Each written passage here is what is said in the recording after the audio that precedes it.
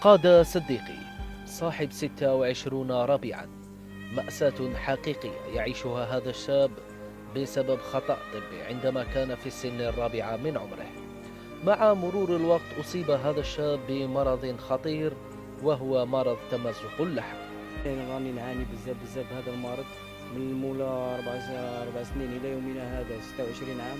راني نعاني، ما شفت حتى التفاته من السلطات ولا الاطباء ولا حاجه. كراعه طاير لي زيسكار راهم كاتلينا مسكين، راه في حاله ما نجمش نقول لكم عن الحاله اللي راه فيها ولدي. المسكين راه ياكل على فمه، توجور راقد على فمه. كان يستعمل كروسه تاعه، كان يخرج بها برا هكا في الحومه. صافي 5 ما خرجش مسكين.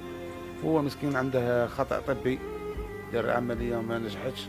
حزن كبير خيم على عائلته، ليطالبوا بعدها وزير الصحة والمحسنين على ضرورة مساعدتهم، علما أن العملية تقدر ب500,000 دينار جزائري. اليوم راني ناشد في الشعب الجزائري وخاصة وزير بودياب، نطلبوا منه ان شاء الله يكون والالتفاته تكون في اقرب وقت، خاطر الحاله راهي تزيد. عبد الملك بوضياف، حاولنا على بغيت ربي، حاولنا في سبيل الله. هذا البزر هذا مرضنا وما نجمناش باش نداوم، ما عندناش الله غالب. وانا اللي كنت نجيب 1 مليون ما عنديش. اللي راه يشوف فينا ويشوف الوجه قاده والوجه ربي يعاونه، هادو هما الناس الخير، والجزائر تاعنا مازال فيها الخير والناس مازال فيهم الخير.